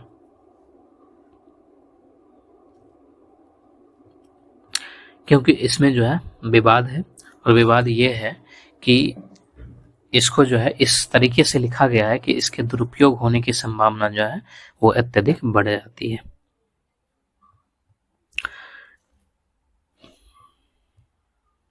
इसके बाद जो अगला है उसमें कहा गया है कि क्या भारत दोहरी नागरिकता के विचार के प्रति खुला है, मतलब is India open to the idea of dual citizenship. तो दिसंबर के एक कार्यक्रम में विदेश मंत्री एस जयशंकर ने कहा कि विदेशों में बसे भारतीयों को दोहरी नागरिकता प्रदान करने से बहुत सी चुनौतियां हैं। उन्होंने बताया कि ओवरसीज सिटीजनशिप ऑफ इंडिया अभियान मांग को पूरा करने की दिशा में एक कदम है और कहा कि दोहरी नागरिकता पर बहस अभी भी जीवित है। क्या भारत दोहरी नागरिकता के विचार के लिए खुला है, ठीक। तो हाल में जो है केंद्रीय विदेश मंत्री ने टिप्पणी की कि भारत में दोहरी नागरिकता जो है वो एक चुनौती है। दोहरी नागरिकता या बहुनागरिकता होता क्या है, तो ये किसी व्यक्ति को एक साथ 2 या अधिक देशों के नागरिक के रूप में कानूनी दर्जा प्रदान करता है। हालांकि ये भारत में नहीं लागू है। भारत जो है एकल नागरिकता का प्रावधान जो है अपने संविधान में रखता है। हालांकि जो है बहुत सारे देश ऐसे हैं विश्व में जो दोहरी नागरिकता प्रदान करता है, जैसे कि संयुक्त राज्य अमेरिका हो गया, फिनलैंड हो गया, अल्बानिया हो गया, इजराइल हो गया, पाकिस्तान हो गया। तो ये सारे जो है दोहरी नागरिकता प्रदान करते हैं। लेकिन भारतीय संविधान जो है वो दोहरी नागरिकता पर प्रतिबंध लगाता है। भारतीय मूल के व्यक्ति जिसको PIO कहा जाता है उसको विदेशी भारतीय नागरिकता OCI कार्यक्रम प्रदान करता है, जिसमें पाकिस्तान और बांग्लादेश के प्रवास करने वाले लोग शामिल नहीं हैं। OCI कार्ड धारकों के लिए लाभ क्या है, तो उन्हें भारत भ्रमण के लिए बहुउद्देशीय बहुप्रवेश और आजीवन वीजा प्राप्त होता है। भारत में किसी भी अवधि के प्रवास के लिए स्थानीय पुलिस प्राधिकरण के पास पंजीकरण से छूट होती है। इसके अलावा कृषि, बागवानी, संपत्ति के अधिग्रहण संबंधी मामलों को छोड़कर उन्हें आर्थिक, वित्तीय और शिक्षा क्षेत्रों के संबंध में अनिवासी भारतीयों के साथ ही जो है समानता होता है। इसके अलावा विदेशी नागरिक OCI के लिए आवेदन करने के पात्र हैं। जो 26 जनवरी 1950 को भारत का नागरिक बनने की योग्य था वो पात्र कर सकते हैं, या फिर 26 जनवरी 1950 को या उसके बाद किसी भी समय भारत का वो नागरिक था वो कर सकता है, या फिर जो उपयुक्त नागरिक का बच्चा है, पोता पोती या प्रपोता है, वो भी जो है इसके लिए अप्लाई कर सकता है। इसके बाद जो अगला है वो सड़क परिवहन और राजमार्ग मंत्रालय ने संशोधित कैशलेस उपचार योजना शुरू किया है। इस योजना का उद्देश्य देश भर में सड़क दुर्घटनाओं से पीड़ित व्यक्तियों को कैशलेस उपचार उपलब्ध कराना है। इससे पहले सड़क परिवहन और राजमार्ग मंत्रालय ने 2024 में कैशलेस उपचार योजना पर जो है एक पायलट प्रोजेक्ट शुरू किया था। सड़क दुर्घटना से पीड़ित व्यक्तियों के लिए कैशलेस उपचार का कानूनी आदेश मोटर वाहन अधिनियम 1988 के तहत प्रदान किया गया है और 1988 के अधिनियम को मोटर वाहन संशोधन अधिनियम 2019 द्वारा संशोधित किया गया था। इसकी विशेषता क्या है? तो जो उपचार लागत है उसके अंतर्गत अधिकतम 7 दिनों की अवधि के लिए जो है 1.5 लाख रुपए तक की सहायता प्रदान की जा सकती है। इसके अलावा जो है पुलिस को दुर्घटना के बारे में 24 घंटे के भीतर जो है सूचित करना पड़ेगा। इसके अतिरिक्त जो है हिट एंड रन मामलों के लिए मृतक के परिवारों को 2 लाख रुपए तक की सहायता भी प्रदान की जाएगी। ये जो है राष्ट्रीय स्वास्थ्य प्राधिकरण द्वारा जो है कार्यान्वयन किया जाता है। जो राष्ट्रीय स्वास्थ्य प्राधिकरण है उसके द्वारा पुलिस, अस्पताल और राज्य स्वास्थ्य एजेंसी आदि के साथ जो है समन्वय करके कार्य किया जाएगा।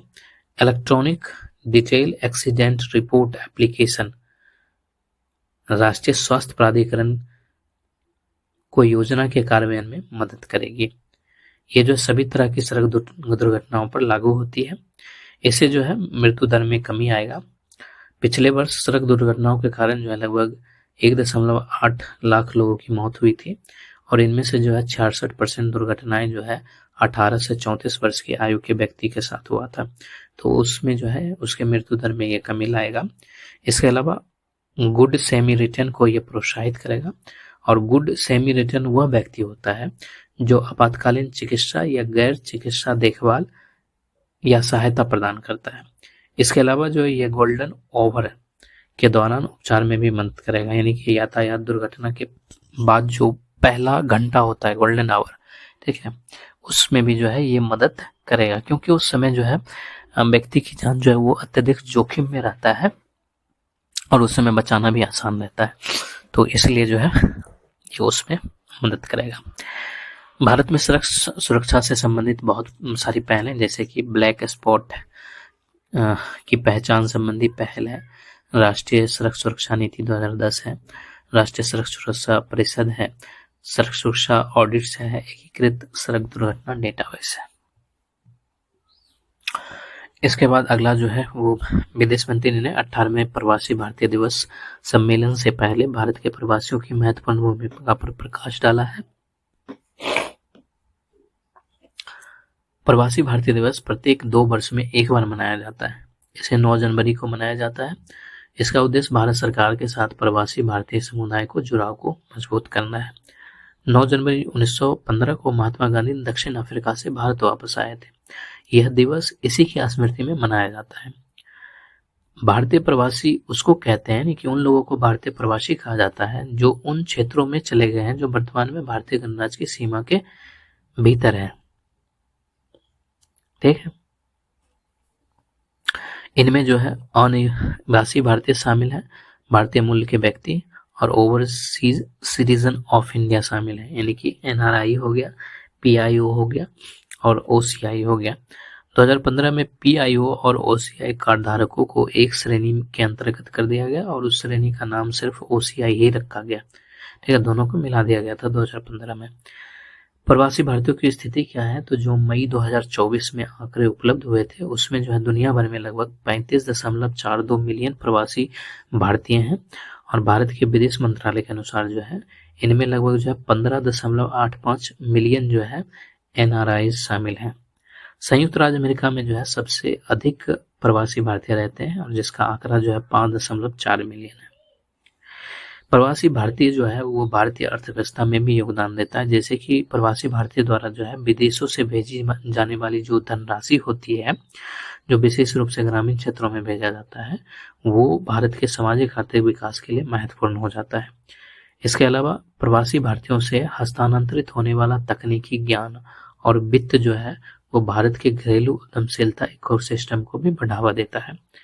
इससे विदेशी निवेशकों में विश्वास सृजित करने में मदद मिलती है, जिसके परिणाम स्वरूप देश में प्रत्यक्ष विदेशी निवेश का प्रवाह होता है।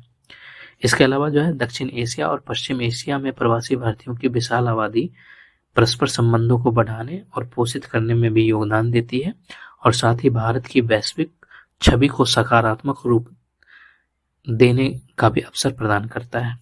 ये जो भारतीय संस्कृति को बढ़ावा भी देती है, ये भारतीय संगीत हो गया, भारतीय भोजन हो गया, भारतीय आध्यात्मिकता हो गया, इस सब को लोकप्रिय बनाता है और इससे जो है संस्कृति का आदान प्रदान होता है और भारत की जो सॉफ्ट पावर होता है उसको भी ये मजबूत करता है। प्रवासी भारतीयों की सहभागिता बढ़ाने के लिए कई सारे पहले लाई गई हैं, जैसे कि ओवरसीज सिटीजन ऑफ इंडिया योजना लाया गया है और ये नागरिकता संशोधन अधिनियम 2005 के माध्यम से शुरू किया गया था। जो PIO है और जो OCI है, दोनों को मिलाकर अब सिर्फ OCI कर दिया गया, यानी ओवरसीज सिटीजन ऑफ इंडिया कर दिया गया। भारत को जानो कार्यक्रम लाया गया और ये 21 से 35 वर्ष की आयु के भारतीय प्रवासी युवाओं के लिए विदेश मंत्रालय द्वारा शुरू की गई पहल है और इसका उद्देश्य भारतीय प्रवासी युवाओं को भारत के बारे में जानकारी देकर उन्हें अपने पैतृक देशों से जोड़ना है। भारतीय समुदाय कल्याण निधि लाया गया है और इस कोष का गठन जो है संकट और आपातकाल के समय प्रवासी भारतीय नागरिकों की सहायता के लिए किया जाएगा। इसके बाद जो अगला है, सुप्रीम कोर्ट ने बांध सुरक्षा अधिनियम 2021 के कार्यान्वयन में आ रही समस्याओं पर चिंता जताई है। शीर्ष न्यायालय ने एक बात की सुनवाई करते हुए कहा कि बांध सुरक्षा अधिनियम की धारा 5 के तहत राष्ट्रीय बांध सुरक्षा समिति का गठन किया जाना था। हालांकि अधिनियम लागू होने के बाद भी यह समिति अब तक नहीं बनाई गई है। ठीक है, जो बांध सुरक्षा अधिनियम 2021 था उसमें धारा 5 है और धारा 5 के तहत जो है राष्ट्रीय बांध सुरक्षा समिति का गठन किया जाना था, लेकिन ये जो है अभी तक नहीं बना है, ऐसा शीर्ष न्यायालय के द्वारा कहा गया है। इस अधिनियम के तहत 4 स्तरीय संस्थागत संरचनाएं स्थापित करने का प्रावधान किया गया था और राष्ट्रीय बांध सुरक्षा समिति जो है इस संरचना में भी महत्वपूर्ण था। इस समिति का उद्देश्य क्या था कि बांध टूटने से होने वाली आपदाओं पर रोक लगाना और बांध सुरक्षा के मानकों को बनाए रखना है। समिति की अध्यक्षता जो है केंद्रीय जल आयोग के अध्यक्ष द्वारा की जाती है और समिति में केंद्र और राज्यों के प्रतिनिधि और 3 विशेषज्ञ शामिल होते हैं। बांध सुरक्षा अधिनियम 2021 क्या है? तो इसका उद्देश्य जो है बांध टूटने से जुड़ी आपदाओं की रोकथाम के लिए निर्दिष्ट बांध की निगरानी, निरीक्षण, संचालन और रखरखाव सुनिश्चित करना है। इसके केंद्र स्तर पर जो है राष्ट्रीय बांध सुरक्षा प्राधिकरण रहता है, ठीक है, और इसके अलावा जो है राष्ट्रीय बांध सुरक्षा समिति भी रहती है और राज्य स्तर पर जो है राज्य बांध सुरक्षा समिति और राज्य बांध सुरक्षा संगठन रहता है। तो इसके जो है 4 स्तर हैं। एक पे जो है राष्ट्रीय बांध सुरक्षा प्राधिकरण हो गया, दूसरा जो है राष्ट्रीय बांध सुरक्षा समिति हो गया, NCDS, ये 2 हो गया, और तीसरा जो है राज्य बांध सुरक्षा समिति हो गया और चौथा राज्य बांध सुरक्षा संगठन हो गया। तो ये 4 जो है इसमें संस्थागत तंत्र हैं। इसके अलावा जो है भारत में बांध सुरक्षा के लिए उठाए गए अन्य कदम में जो है बड़े बांधों का राष्ट्रीय रजिस्टर किया जाता है और इसमें जो है केंद्रीय जल आयोग द्वारा जो है इसके द्वारा संकलित और अनुरक्षित किया जाता है। इसके अलावा बांध पुनरुद्धार और सुधार परियोजना लाई गई है और ये परियोजना विश्व बैंक और एशियाई अवसंरचना निवेश बैंक द्वारा समर्थित है। इसके अलावा जो है बांधों की भूकंप से सुरक्षा के लिए राष्ट्रीय केंद्र dam health and rehabilitation monitoring application यानी कि धर्मा, ठीक है, ये जो है एप्लीकेशन लाया गया है। इसके बाद जो अगला है, भारत के विदेश सचिव और अफगानिस्तान के कार्यवाहक विदेश मंत्री के बीच जो है पहली द्विपक्षीय बैठक संपन्न हुआ है। यह तालिबान द्वारा जो है 2021 में अफगानिस्तान की सत्ता पर नियंत्रण के बाद भारत और तालिबान के बीच उच्चतम स्तर की बैठक की गई थी और दोनों पक्षों ने भारतीय मानवीय सहायता कार्यक्रमों की समीक्षा की और व्यापार और वाणिज्यिक गतिविधियों के लिए चाबहार बंदरगाह का उपयोग करने पर सहमति व्यक्त किया था। भारत अभी अफगानिस्तान के संबंध क्या है? तो दोनों देश जो है वो मैत्री संधि 1950, ठीक है, मैत्री संधि 1950 पर हस्ताक्षर किए हुए हैं, जिससे जो है दोनों के बीच में घनिष्ठ और मैत्रीपूर्ण संबंध है। अब हालांकि जो है अफगानिस्तान में तालिबान की वापसी हो गई है, तो भारत ने आधिकारिक तौर पर जो है तालिबान को मान्यता नहीं दी है, लेकिन जो है वार्ता और सहयोग जो है भारत के द्वारा जारी है। भारतीय दूतावास में तकनीकी टीम की तैनाती की गई है और इसका उद्देश्य जो है मानवीय सहायता प्रदान करना और अफगान लोगों के साथ निरंतर संपर्क बनाए रखना है। इसके अलावा जो है आधिकारिक संयुक्त सचिव बैठक जो है नवंबर 2024 में आयोजित किया गया था और वो भी काबुल में किया गया था। भारतीय राजनयिक और तालिबान के रक्षा मंत्री के बीच जो है ये पहली आधिकारिक बैठक थी। भारत के लिए अफगानिस्तान का क्या महत्व है? तो अफगानिस्तान की जो अवस्थिति है, इस वजह से जो है भारत के लिए ये ज्यादा महत्वपूर्ण हो जाता है। अफगानिस्तान की अवस्थिति को जो है हार्ट ऑफ एशिया भी कहा जाता है, यानी कि अफगानिस्तान की उपस्थिति को जो है हार्ट ऑफ एशिया से संबोधित किया गया है और यह प्राचीन समय से भारत के लिए जो है खैबर और बोलन दर्रा के माध्यम से मार्ग के रूप में उपयोगी रहा है। इसके अलावा जो है अधिकतर आतंकवादी समूह जो है वो अफगानिस्तान में शरण लेते हैं, अतः रचनात्मक सहयोग से आतंकवाद, उग्रवाद और अलगाववाद की समस्याओं का समाधान भी जो है सुनिश्चित किया जा सकता है। इसके अलावा जो है ये मध्य एशिया के साथ कनेक्टिविटी प्रदान करता है। अफगानिस्तान सामरिक रूप से मध्य एशिया और दक्षिण एशिया के चौराहे पर स्थित है, तो भारत के लिए जो है ये उपयोगी हो जाता है। इसके अलावा भारत की सॉफ्ट पावर संबंधी छवि को भी ये मजबूत करता है, जैसे कि 2021 के अंत में सूखा प्रभावित अफगानिस्तान को गेहूं की आपूर्ति जैसी मानवीय सहायता प्रदान की गई थी और इस सहायता से जो है यह स्पष्ट हो गया कि जो भारत की सॉफ्ट पावर है वो काफी मजबूत है। भारत अफगानिस्तान में कई परियोजना का कार्यान्वयन कर रहा है, जैसे कि भारत अफगान मैत्री बांध हो गया, जराज डेलाराम राजमार्ग हो गया, ये सब जो है भारत के द्वारा यहाँ पर किए जा रहे हैं। अफगान भारत मैत्री बांध को पहले सलमा बांध के नाम से जाना जाता था, ठीक है, और अब जो है इसको अफगान भारत मैत्री बांध के नाम से जाना जाता है, ठीक है, पहले इसका नाम सलमा बांध था। इसके अलावा जो है भारत के लिए समस्या ये है कि चीन की जो बढ़ती भूमिका है, ठीक है, उससे जो है भारत के लिए चुनौती है, क्योंकि चीन जो है काबुल में शहरी विकास परियोजना को शुरू कर रहा है और साथ ही चीन और अफगानिस्तान के बीच राजदूतों की आधिकारिक यात्राएं भी संपन्न हो रही है। तो इसलिए जो भारत के लिए एक चिंता का विषय सिर्फ ये है। अफगानिस्तान यहाँ है, अफगानिस्तान की सीमा जो है पाकिस्तान से लगती है, इंडिया से भी लगता है। इसके अलावा तजाकिस्तान से हो गया, उज्बेकिस्तान से हो गया, तुर्कमेनिस्तान से हो गया, ईरान से हो गया, ठीक है, इससे जो है सीमा लगती है अफगानिस्तान की। अब जो अगला न्यूज है उसमें मराठी भाषा को आधिकारिक तौर पर शास्त्रीय भाषा का दर्जा प्रदान करने के लिए किया गया है। तो यह दर्जा जो है मराठी की समृद्ध ऐतिहासिक विरासत और राष्ट्र की सांस्कृतिक पहचान को आकार देने में उसकी भूमिका को स्वीकार करता है। भारत में शास्त्रीय भाषा की पृष्ठभूमि क्या है? तो भारत सरकार ने 2004 में शास्त्रीय भाषाओं के रूप में भाषाओं की एक नई श्रेणी बनाने का निर्णय लिया था। 2004 में एक नई श्रेणी बनाई थी और श्रेणी का नाम था शास्त्रीय भाषा। शास्त्रीय भाषा घोषित करने के कुछ मापदंड हैं, जैसे कि, और ये मापदंड भी जो है 2004 में ही तय किया गया था। फिर बाद में जो है 2024 में जो है जो भाषा विशेषज्ञ समिति है वो इस मापदंड में संशोधित किया, जैसे कि जो भाषा है उसकी जो प्रारंभिक ग्रंथ है वो अति प्राचीन होनी चाहिए, ठीक है, यानी कि जो भाषा है उसकी प्रारंभिक ग्रंथ जो है वो अति प्राचीन होनी चाहिए। वास्तव में जो है, ठीक है, जो मराठी भाषा है वो 1500 से 2000 वर्षों का अभिलेखित इतिहास जो है होना चाहिए। इसके अलावा जो है संबंधित भाषा का अपना प्राचीन साहित्य या ग्रंथों का एक संग्रह होना चाहिए।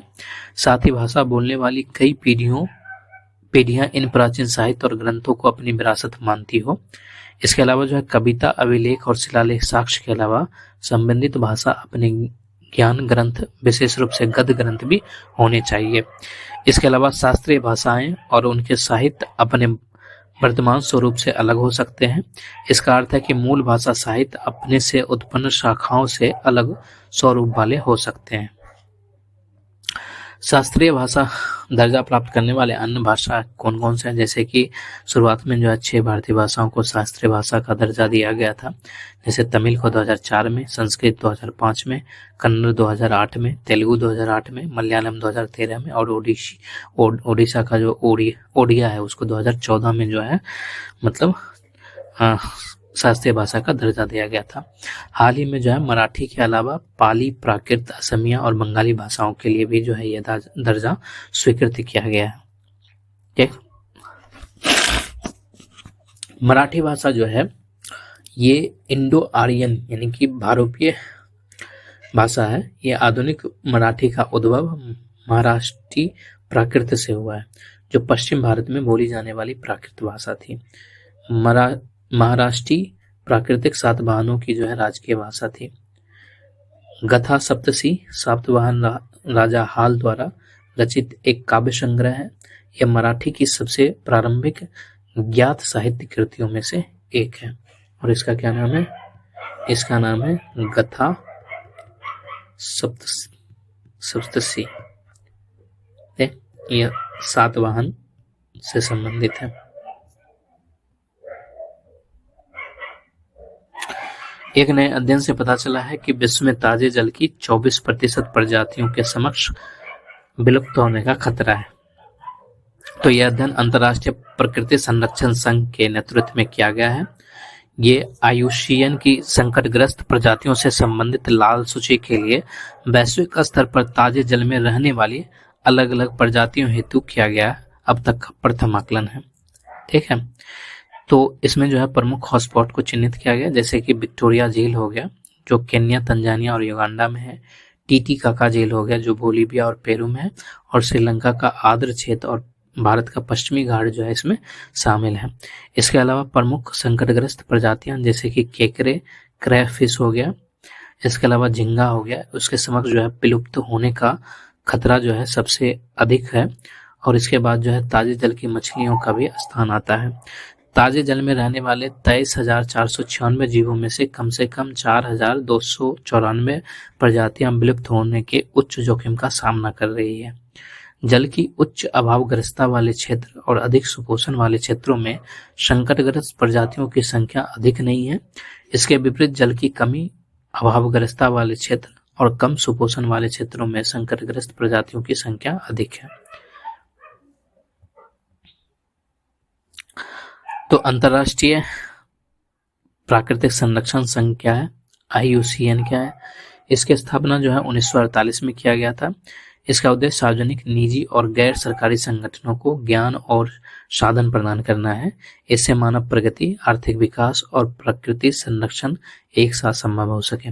तो इसकी स्थापना जो है 1948 में किया गया है, IUCN की स्थापना।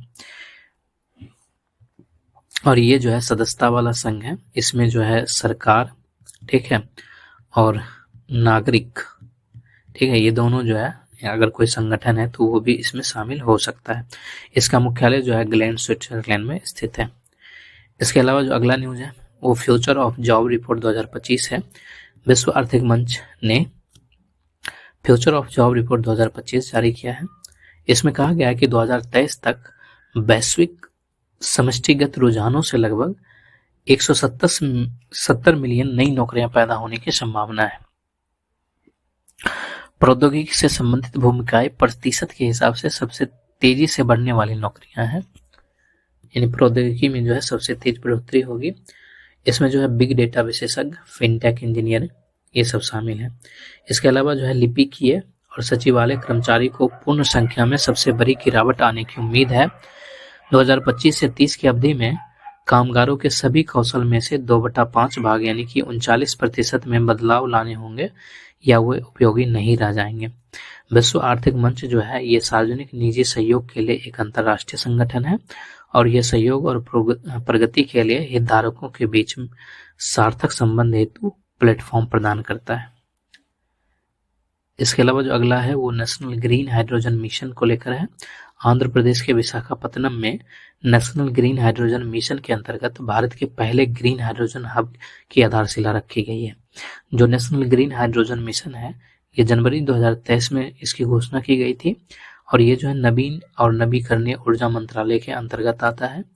ये भारत को ग्रीन हाइड्रोजन और उसके घटकों के उत्पादन, उपयोग, निर्यात का वैश्विक केंद्र बनाना इसका उद्देश्य है।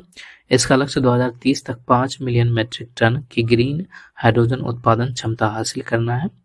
इसमें जो है कई सारी उपयोजनाएं शामिल हैं, जैसे कि strategic interventions for green hydrogen transition programme हो गया, साइट जिसको कहा जाता है। और इस कार्यक्रम का उद्देश्य जो है इलेक्ट्रोलाइजर के घरेलू विनिर्माण का समर्थन करना है, साथ ही ग्रीन हाइड्रोजन के उत्पादन को प्रोत्साहन देना है, हरित हाइड्रोजन हब्स का विकास करना है। इसके बाद जो अगला है वो सोनोब्यू को लेकर है। भारत और संयुक्त राज्य अमेरिका भारतीय नौसेना के लिए इंटर ऑपरेबल सोनोब्यू का सह उत्पादन करेंगे।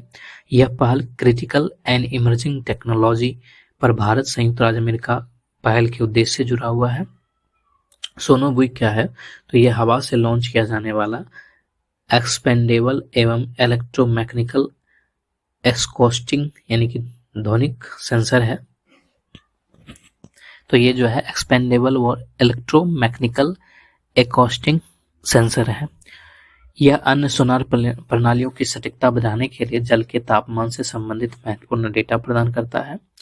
और जो सोनार है उसको साउंड नेविगेशन एंड रेंजिंग कहा जाता है। ये ध्वनि तरंगों का उपयोग करके जो है समुद्र के अन्वेषण और मानचित्रण के लिए सहायता प्रदान करता है। इसका उपयोग जो है पनडुब्बी वगैरह में किया जाता है और ये जो है पनडुब्बी रोधी युद्ध और समुद्र विज्ञान अनुसंधान के लिए महत्वपूर्ण है। इसके बाद जो अगला है वो रेडियो एक्सेस नेटवर्क को लेकर है।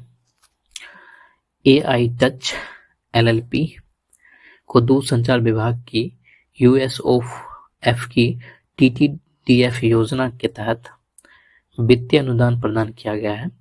AI टच 5G RAN के लिए घटकों का विकास करेगा।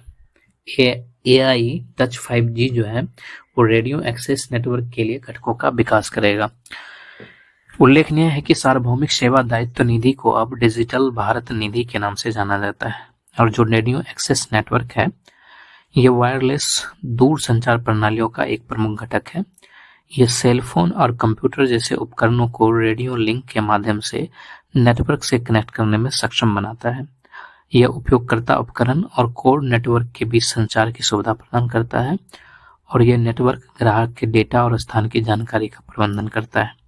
इसमें जो है एंटीना, रेडियो, बेसबैंड यूनिट ये सारे जो है इसके घटक हैं। जैसे कि एंटीना जो है वो विद्युत संकेतों को रेडियो तरंगों में परिवर्तित करता है। रेडियो जो है वो डिजिटल सूचना को संकेतों में बदलता है और जो बेसबैंड यूनिट्स है ये संकेतों को प्रोसेस करता है। इसके बाद जो अगला है वो सेल कैरी को लेकर है। Soft stone. Uttarakhand high court ने उत्तराखंड के बागेश्वर में सेलखेरी के अनियमित खनन के लिए अधिकारियों को फटकार लगाई है। सेलखेरी के बारे में हम लोग जान करते हैं। ये जो है स्टेलाइट के नाम से जाना जाता है। ये प्राकृतिक रूप से पाया जाने वाला खनिज टैल्क से बनी एक रूपांतरित चट्टान है। इसका उपयोग जो है सौंदर्य प्रसाधन, फार्मास्यूटिकल्स और अन्य उद्योगों में किया जाता है। स्रोत खदान के आधार पर जो है इसमें अन्य खनिज जैसे कि अभ्रक, क्लोराइट, एम्फीबोलस, क्वार्टर्स आदि की अलग अलग मात्रा होती है। ये ग्रे, नीला, हरा, भूरा रंग का होता है। यह अपेक्षाकृत नरम होता है, बहुत सघन होता है और अत्यधिक ताप विरोधी होता है। ये काउंटर टॉप्स, सिंक, अंगीठी, मूर्तियां आदि के निर्माण और डिजाइन में इसका उपयोग किया जाता है। और भारतीय खान ब्यूरो के अनुसार राजस्थान में जो है ये 57% और उत्तराखंड में जो है 25% जो है इसकी मात्रा पाई जाती है। ठीक, तो इसको जो है स्टेलाइट के नाम से जाना जाता है और ये प्राकृतिक रूप से पाए जाने वाला खनिज टैल्क से बनी एक रूपांतरित चट्टान है। इसके बाद जो अगला है वो आर्टिजियन दशाएं हैं। हाल में जो है राजस्थान के जैसलमेर में एक गांव में आर्टिजियन दशाएं देखी गई। आर्टिजियन दशाएं क्या होता है कि इसके तहत जो है भूमिगत जल अपेक्षाकृत अभेद या अपारगम्य चट्टान की परतों में फंसा रहता है और यह पृथ्वी की सतह के नीचे गहराई में कम पारगम्य चट्टानों से घिरा रहता है और इसके परिणाम स्वरूप भूमिगत दबाव बहुत अधिक हो जाता है। और आर्टिजियन दशाएं तब बनती है जब भूजल का प्रवाह पुनर्भरण क्षेत्र से निम्न ऊंचाई वाले निकासी बिंदु तक होने लगता है। जैसे उदाहरण के लिए प्राकृतिक जल सोते ड्रिलिंग उद्योग ये हो गया। ट्यूबवेल या कुएं से पानी निकालने के लिए इलेक्ट्रिक पंप की जरूरत होती है, लेकिन जो आर्टिजियन जल होता है वो स्वयं भूमिगत दबाव के कारण जो है ऊपर धरातल पर जो है वो निकल जाता है। ठीक, इस तरह से निकल जाता है खुद ब खुद, जैसा कि राजस्थान के जैसलमेर में अभी देखा गया था। एक ड्रिलिंग के माध्यम से जो है बहुत सारा पानी बाहर आ गया, उसको जो है सरस्वती नदी के रूप में भी जो है कहा गया था। इसके बाद जो अगला है वो प्रधानमंत्री उज्ज्वला योजना को लेकर है। पेट्रोलियम और प्राकृतिक गैस मंत्रालय ने बताया कि भारत में एलपीजी कनेक्शन की संख्या जो है 2014 के 14.52 करोड़ से दुगुनी से अधिक होकर 2024 में जो है 32.83 करोड़ हो गया है। ठीक है, तो जो एलपीजी कनेक्शन 2014 में जितना था उससे दुगुना जो है 2024 में, 10 साल के अंदर जो है वो दुगुना हो गया है। ठीक है, तो ऐसा जो है पेट्रोलियम और प्राकृतिक गैस मंत्रालय के द्वारा बताया गया है एलपीजी कनेक्शन को लेकर। इसमें जो है 10.33 करोड़ एलपीजी कनेक्शन जो है वो पीएमयूवाई के तहत प्रदान किए गए हैं। ठीक है, तो पीएमयूवाई 2016 क्या है, तो इसका उद्देश्य जो है, इसको तो हम लोग जानते हैं, इसका उद्देश्य जो है ग्रामीण और वंचित परिवारों को खाना पकाने के लिए जो है एलपीजी जैसा स्वच्छ ईंधन उपलब्ध कराना है। और यह योजना जो परंपरागत खाना बनाने में जो ईंधन यानी लकड़ी वगैरह, कोयला या गोबर के उपले का प्रयोग जो किया जाता है, तो इससे जो है धुआं अत्यधिक निकलता है और इस धुआं से जो है श्वसन संबंधी खतरनाक बीमारियां होती है। ठीक है, तो इसको कम करने के लिए जो है सरकार के द्वारा जो है पीएमयू योजना लाया गया था 2016 में लाया गया था। इसके लाभार्थी कौन कौन थे, तो इसके लाभार्थी श्रेणी में किसी एक से संबंधित वयस्क महिलाओं को जो है कनेक्शन दिया जाता है, चाहे वो अनुसूचित जाति की हो, चाहे वो जो है अनुसूचित जनजाति हो या प्रधानमंत्री आवास योजना ग्रामीण क्षेत्र वाले हो। ठीक है, और इसका मंत्रालय जो है वो पेट्रोलियम और प्राकृतिक गैस मंत्रालय है। ठीक है, तो जो एलपीजी गैस कनेक्शन है उसकी संख्या जो है दोगुनी हो गई है 2014 से 2024 के दौरान। ठीक, ऐसा पेट्रोलियम और प्राकृतिक गैस मंत्रालय के द्वारा कहा गया है।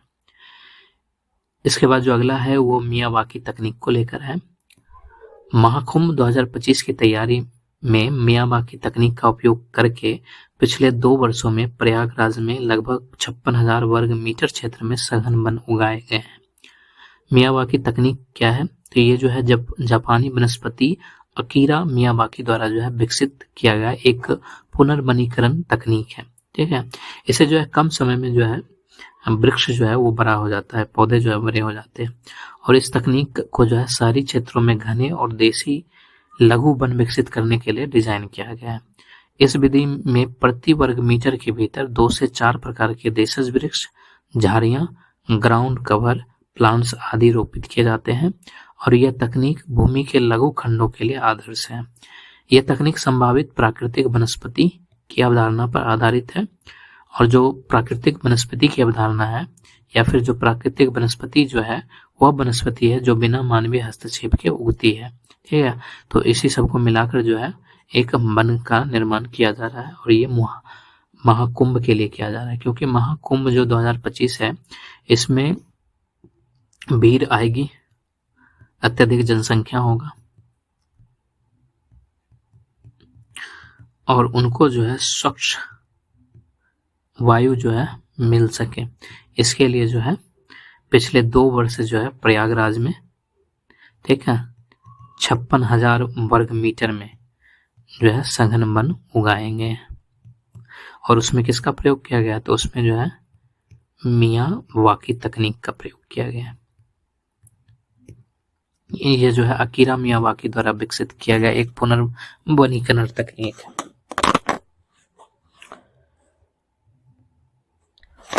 इसके बाद जो अगला है वो मलेशिया को लेकर है। मलेशिया की राजधानी जो है कुआलालंपुर है। भारत और मलेशिया ने आतंकवाद रोधी सहयोग को मजबूत करने के लिए अपनी पहली सुरक्षा वार्ता आयोजित की है। मलेशिया जो है ये दक्षिण पूर्व एशिया में भूमध्य रेखा के ठीक उत्तर में अवस्थित है। दक्षिण चीन सागर इसे प्रायद्वीपीय मलेशिया और पूर्वी मलेशिया में विभाजित करता है, यानी कि एक पश्चिमी मलेशिया हो जाता है और एक जो है पूर्वी मलेशिया हो जाता है। पूर्वी मलेशिया जो है वो बोर्नियो द्वीप पर स्थित है। इसके सीमावर्ती इस देश की बात करें तो इसकी सीमा जो है थाईलैंड, ब्रूनेई, इंडोनेशिया से लगती है और समुद्री सीमाएं जो है फिलीपींस, सिंगापुर और वियतनाम से लगती है। सीमावर्ती जल निकाय में जो है मलक्का जलमरुमंड हो गया और दक्षिण चीन सागर हो गया। यहाँ पर प्रमुख पर्वत में मेन रेंज है और सबसे ऊंची चोटी जो है वो माउंट कीनाबुआ है जो 4095 मीटर का है और यहाँ पे पहांग, राजंग, किनाब, टांगन नाम की नदियां बहती हैं। ठीक है, तो मलेशिया की सीमा जो है दक्षिणी थाईलैंड से लगता है। ठीक, ये जो थाईलैंड का दक्षिणी भाग है उससे लगता है। इसके अलावा जो इसकी सीमा म्यांमार से लगती है, इसकी सीमा जो है सुमात्रा से लगती है। ठीक, ये सुमात्रा। इसके अलावा जो इसकी सीमा सिंगापुर से लगती है। मलेशिया की सीमाएं दक्षिणी थाईलैंड, म्यांमार, सुमात्रा और सिंगापुर से लगती है। मलेशिया दक्षिण पूर्वी एशिया में स्थित है। मलेशिया के प्रायद्वीपीय भाग की सीमा दक्षिणी थाईलैंड और म्यांमार से लगती है। मलेशिया के प्रायद्वीपीय भाग को मलय संघ के नाम से जाना जाता है। मलेशिया प्रायद्वीपीय भाग को इंडोनेशियाई द्वीप सुमात्रा से मलक्का की जल मरुमंड से अलग होता है और मलेशिया के दक्षिणी तट को सिंगापुर द्वीप से जोहर के जलमरुमंड से अलग करता है। यहाँ की जो आधिकारिक भाषा है वो मलय है। यहाँ पर मलय, चीनी, तमिल जनजातियां रहती है जाति। यहाँ की मुद्रा जो है वो रिंगित है, मलेशियाई रिंगित है और मलेशिया एक ब्रिटिश उपनिवेश था। अगस्त 1965 में जो है ये एक स्वतंत्र देश बना है। तो इसमें हम लोग जो है यहीं तक रखते हैं।